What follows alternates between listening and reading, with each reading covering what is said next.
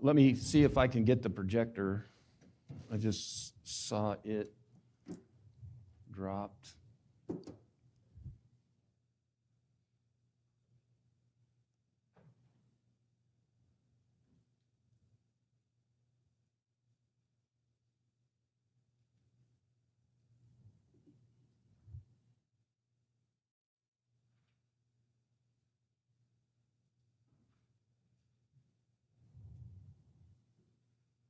So we're going to be in Isaiah chapter 27, if you want to go ahead and turn there while I get things kind of reoriented here and started.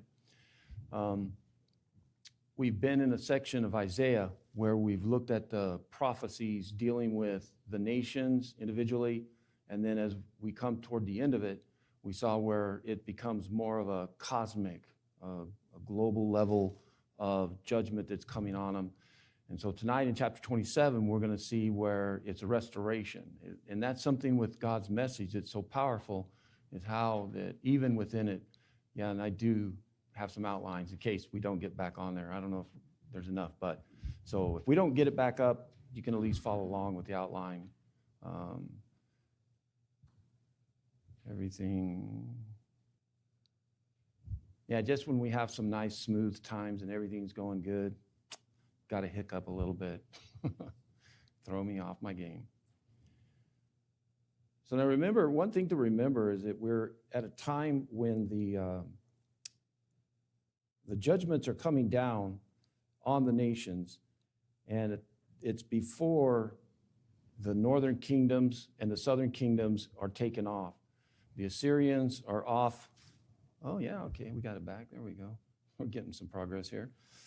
And as they are building in the horizon, this judgment that's occurring is building up against them. The Assyrians, the Babylonians are not quite in power yet, but Isaiah as well covers a large timeline as far as his life and his prophecies. So that's something to keep in mind as we look at this.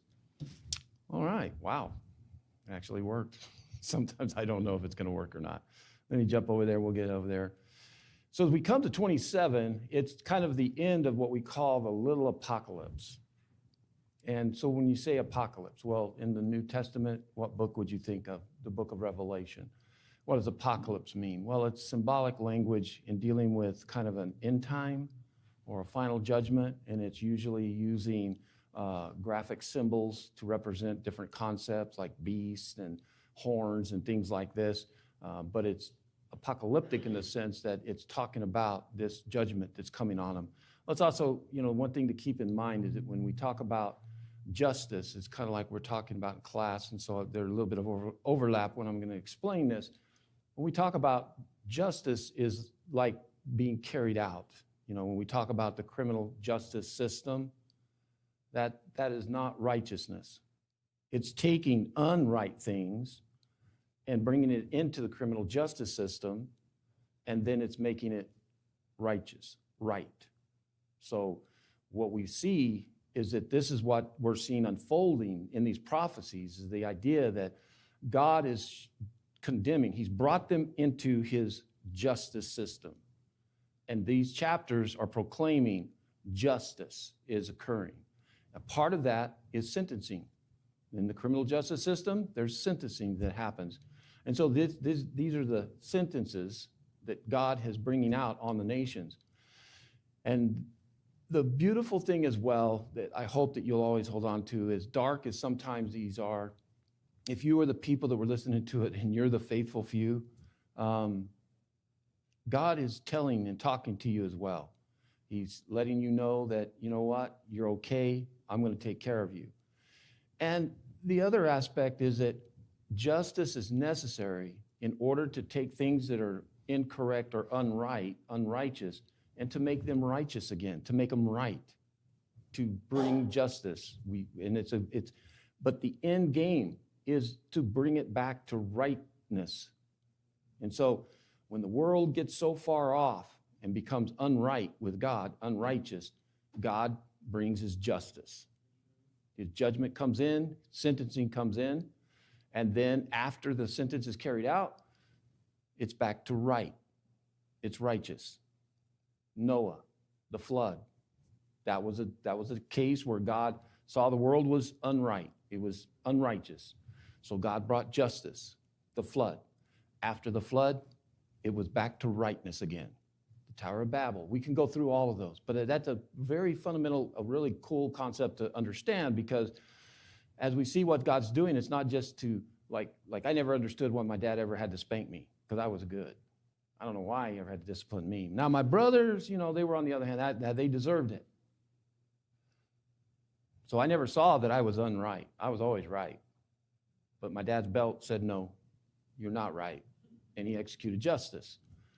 And I know it sounds kind of elementary, but in order for us to understand why God's doing things, we have to also put it into the cosmic level of understanding where he's coming from.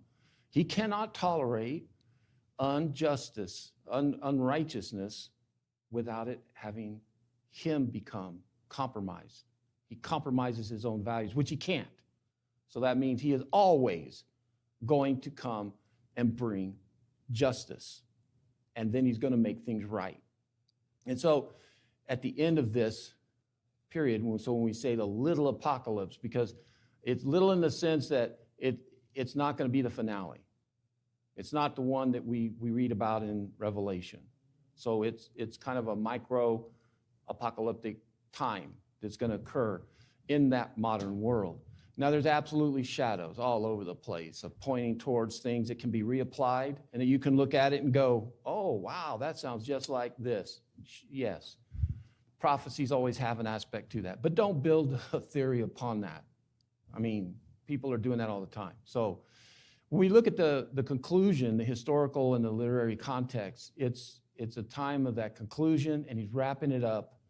And it's after he goes through this global, those 24 through 26, and he gives this global type of judgment, justice that's being dealt out and going to come, and he explains it. It's like a judge bringing forward the guilty and making them rise, and then he gives them the sentence. This is those chapters. It's like the judge has those in front of him standing there, and then through 24 and 26, he gives out the sentencing. This is what's going to happen. But 27 is that part where he shows what is going to be the beauty of this justice happening. Because when you're caught in the middle of it, you can't see anything that can be good about it. You're going to suffer. Things are going to look ugly. You're going to see terrible things. But God always lets us know and shows us a glimpse of the glory of it. And chapter 27 is kind of a lot of all of that, him kind of explaining what's going on, what he did, why he did it, and that he is still sovereign. In other words, he has the right to rule, and he has the right to bring this type of a justice upon them. It's a mixture of kind of a prophetic poetry. So there's some poetry, and sometimes in the Hebrew, we don't understand Hebrew poetry, but it has that imagery, some imaging, pictures, kind of like using pictures to help you to understand concepts. And we're going to deal with a really big one this evening in chapter 27, that we don't get that imagery and we have to have. So we're going to spend a little bit of time on that. What was the purpose? His purpose was to purify and to gather faithful people. That's what the end game of this justice was to be, was to provide purification, which meant what? Making it right. And to then gather those faithful together. Remember, throughout all of it, he's given that hope to those that were faithful. When we look at the structure of this, it's kind of fascinating. The very first opening is this Leviathan is defeated. And then we see this vineyard restored. Does it sound familiar? Vineyard. When we think of vineyard as Christians, we kind of get it. I am the vine, you are the branches. We see this symbolized, the symbol used all the time of a vineyard, and it always is towards God's kingdom, God's people. And so that's what we see. We see this Leviathan defeated. We see the vineyard being restored. This is showing the reward and what's going to be beautiful after it. And that this discipline was measured out. And it was mainly looking at God purging these idols, these little gods that they were trying to replace him with. And at the end of it is a great trumpet that's going to usher in this worship for the ingathering of the worship. Now, the very first verse is where we're going to spend a little bit of time talking about this Leviathan. In verse 1, he says, "In that day the Lord with his hard and great and strong sword will punish Leviathan, the fleeing serpent, Leviathan, the twisting serpent, and will slay the dragon that is in the sea." So you hear the rhythm, there's that rhythm and that idea, but it's speaking to a specific day. A day there is a defeat of all the enemies. So this is where one of those, you could, if you wanted to, but I don't think he's talking about it, say, oh, well, that's the final. Yeah, well, that's true. I mean, we know that's going to occur. But he uses multiple ways of describing great and strong. Well, usually a great sword is strong, or a strong sword is great, so it's just giving a more beautiful dimension of this sword in which he uses for that. But when we look at the Leviathan, first off, there is no classification zoologically of a creature, Leviathan, that we are aware of. So it's kind of one of those things, but what we want to really understand is Leviathan symbolizing anything that's against God's powers, anything against it, both historical and ultimate, anything that is against God, that is a power that's working against him and stuff, that's what this symbol is.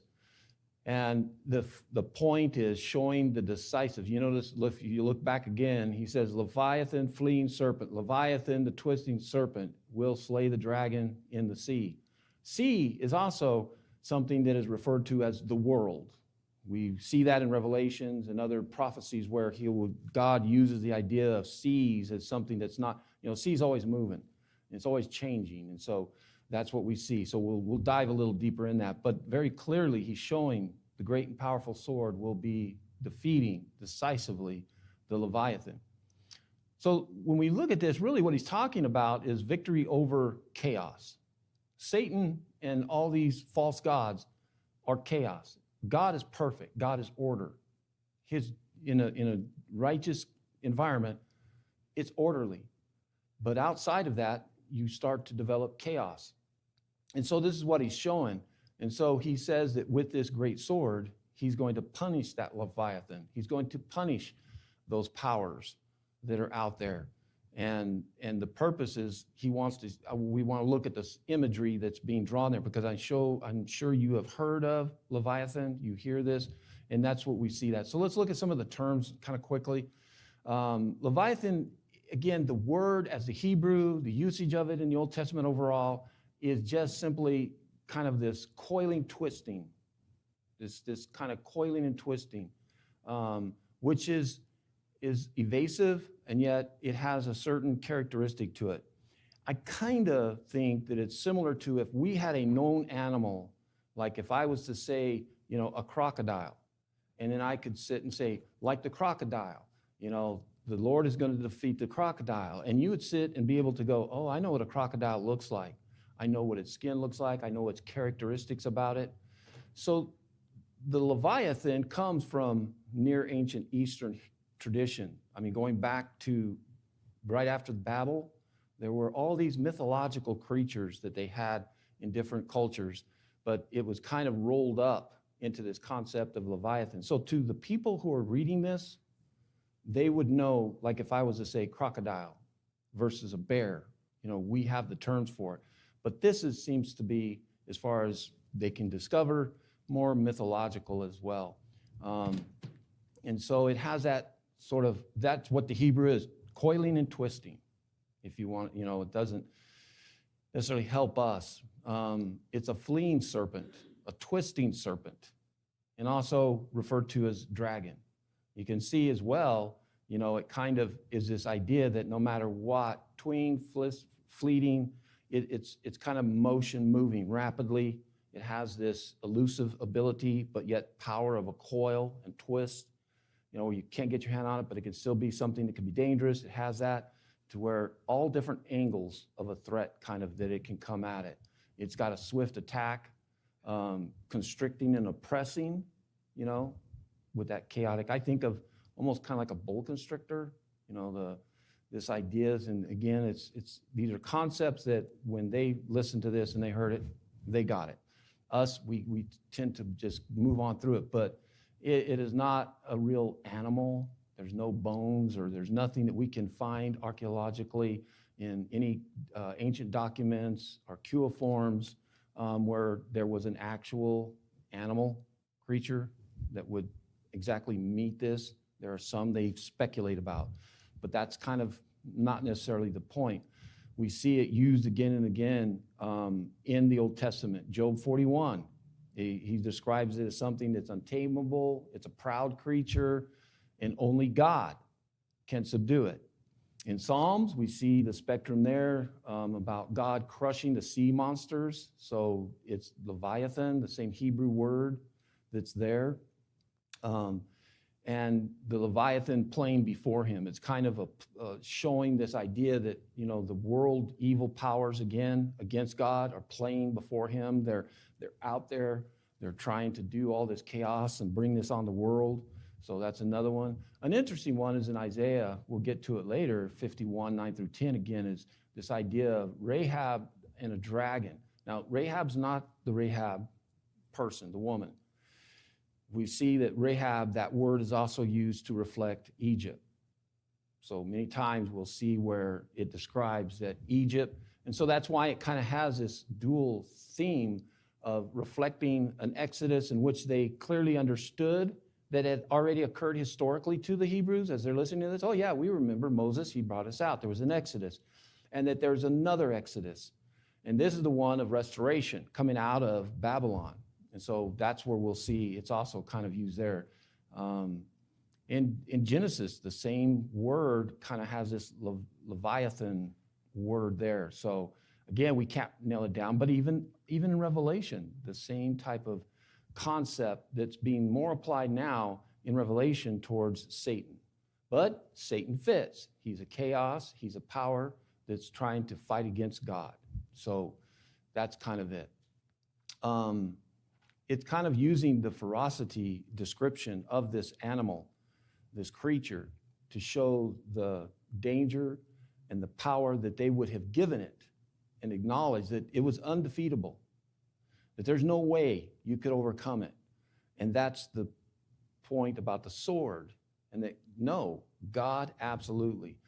So it's this idea symbolic of chaotic evil, and then showing that God's power is over it. So if there's anything you think that can oppose God, no matter if it's a Leviathan, no, God absolutely is going to destroy it. We see it as well, kind of referenced and shadowed towards empires. Pharaoh, Assyria, Babylon. We see the different nations that's used and portrayed as like sea dragons. In Ezekiel 29 and chapter 32, we see that as well. But one of the biggest idea we see in Revelations is the final application towards Satan himself. Kind of a mixture of one Lord, one sword, one enemy, all the enemies. One Lord with one sword, and he can take out all the enemies. His sword is so strong, he will dispatch every threat, no matter how swift, how coiled, how chaotic, that he will destroy it. But it's also, we see in this chapter, it's measured. It's not just, kind of like a bomb that goes off and there may be innocent people that are taken out. We'll see that it's very pointed in that. But the main thing is there is no creature that equals the creator, redeemer, God. There's nothing human, supernatural, cannot equal him. So that's kind of the concept there on the idea of this verse 1. So I don't know. Hopefully that was something that was interesting to you. So he comes back, starting back in verse 2, he says, "In that day, a pleasant vineyard, sing of it. I, the Lord, am its keeper. Every moment I water it, lest anyone punish it. I keep it night and day. I have no wrath. Would that I had thorns and briars to battle. I would march against them. I would burn them together. Or let them lay hold of my protection. Let them make peace with me. Let them make peace with me. In the days to come, Jacob shall take root. Israel shall blossom and shall forth and put forth roots, shoots, and fill the whole world with her fruit. So it's kind of this vineyard again. This idea is that it's under God's care. It's a restoration now. That God is describing the idea that, I have no more beef with you. I have no more problems. It's over. Justice has been fulfilled. And now I am the one that waters it and nurtures it. And when we look at that verse, he says, I am its keeper. Every moment I water it. It shows a higher level of intimacy, of care and provisions for this garden. He also says he's dealt with the enemies and he's offering peace. He's offering peace. Now this is where it does have a lot of shadows of looking at when the Messianic kingdom comes. Because when we look at this, he is going to plant a vineyard. That vineyard was the kingdom that Christ brought. And that through that kingdom, we can see that he was going to offer the entire world, Gentile and Jew, peace with him. And how was that going to be? Well, that peace was going to come through the blood of Christ. And so we can see where this does kind of have an application that fits. And so come, take my protection, make peace with me. And then verse 6, the way it says that in the days to come, Jacob shall take root. Israel shall blossom and put forth shoots and fill the whole world with its fruit. What did the kingdom of Christ do? It took off, didn't it? It took off, and it went the whole world. It started producing fruit. So this is where, we look at this, and Jacob is symbolic of Israel, because that was Jacob's other name before he became Israel. And we know that Israel is God's people as well. It's restored there. So 7 through 11. He had struck them as he had struck those who struck them. So he struck the enemy the way they were struck. So the Babylonians, it's kind of a confusing sentence possibly. He struck the Babylonians who struck them, or have they been slain as their slayers were slain? So he's asking kind of a rhetorical question. So this is a measured, where he says, measure, by exile you contended with them. He removed them from his fierce breath in the day of the east. This is a description of Babylon coming from the east. Therefore, by this guilt of Jacob will be atoned for. So that judgment that he brought upon them, that is going to atone. This will be the full fruit of the removal of his sin, when he makes all the stones of the altars like chalk stones, crushed to pieces. No Asheron, no incense altars will remain standing. For the fortified city is solitary, a habitation deserted and forsaken, like the wilderness, where the calves graze, where it lies down and strips its branches. Though when through its burrows are dry, they are broken. Women come and they make fire for them, for it is a people without discernment. Therefore, he who made them will have no compassion on them. He who formed them will show them no favor. So it's a summation of the idea that judgment has been carried out and the devastation describing the city of Jerusalem, but the sins basically are going to be corrected. Discipline is a corrective action. Discipline is training. It also helps us to understand that. And how what we see here is the major thing that God had against them was the idea of them worshiping these idols. And so through the dismantling of the idols and removal from that. And it's interesting because historically we see that when they did come back, they didn't worship idols any longer.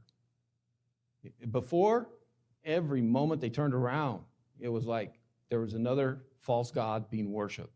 But idol worship, now there were some that probably did, but it never again came back as a national type of thing. And why? Because they were a proud city. Remember earlier in some of these chapters of this judgment that he pointed out is how Jerusalem was so proud. They sat there on their rooftops having barbecues and enjoying themselves and ignoring the very fact that God's judgment was coming upon them, and they didn't. They did nothing for it. But the glory is at the end of it.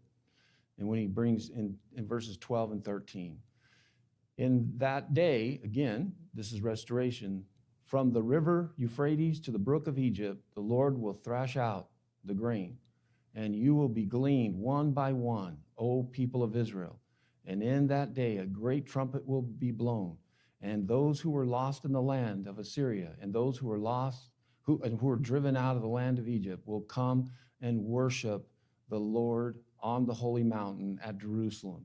Very clearly, this is the range of scattering, that the people had been taken off geographically, but God is basically describing himself as coming back into the harvest and re-harvesting, basically bringing out his children and gathering them up from wherever they're at. Now, it's kind of interesting because when we look at when they returned, the 10 northern tribes never, ever established themselves again. They never came back in the integrity of the land and the promises and the tribes. They lost that integrity completely. They evolved or morphed into kind of the Samaritans that we run into in the New Testament. And they were considered by the Jews who were Hebrew. I mean, they were Judah, and they progressed their name from Judah to Jew, but there were no more other tribes. But that's also kind of a misnomer, because we see that when the tribes split, that the 10 northern tribes, the more they got ungodly, there was a migration. A lot of those that were in the north came into Judah and assimilated into Judah. So then they were also carried off. Now, so what I'm saying is that, so we'll hear sometimes the prophets, saying that somehow that like all of Israel is going to be restored, and that they were restored. But you go, wait a minute, only Judah came in and got their land back and built their temple, and we never hear of them. No, there were still descendants that were not specified, and they didn't have that inheritance any longer, but they were still represented in there. So some of those are also going to be gathered. This can also be a shadow of looking at, that when God does call forward and when the gospel is proclaimed, that he would be gathering his children from all over. And then we see this great trumpet sounding, that God, as he threshes out one by one individually, he's going to bring them out. Because why? Because he knows who they are. That's very personal. It's not a mass sweep it all up and then here they are. He knows, and that's what he has been saying throughout this little apocalyptic section. He was speaking always within all those terrible concepts. He was speaking to those individuals and saying, I know who you are. It's going to be okay, but this is going to have to happen. And then he's now showing how he's going to find you. I'm going to find you. And so the idea, when you sift grain, you have to get the chaff, you have to separate out, right? And then you find the kernel, the grain that's good. And that's what he's kind of showing. You may be mixed in with all this, but I will find you, and I will bring you back, and I will restore you. And so we see as the exiles come back, this great worship that's going to occur. So that's the end of this section, chapter 27. It's not real large per se, but kind of interesting in looking at the way that it's concluded in the structure of this little mini apocalypse. Again, we saw how he started out nationally, bringing in and talking about the judgments that were going to come. And then he went to I call it the global or the cosmic level of all the world, as a sense, was going to have this judgment come upon them, but then ended this section by showing this great vineyard that's going to come back and be restored, and how God was going to bring his children back and restore that relationship and their lives. So if you're with us this evening and there's something that we can do to help you in your relationship with our Heavenly Father, I hope that you would let us know. If you need to become a Christian, we would love to assist you in becoming a child of God.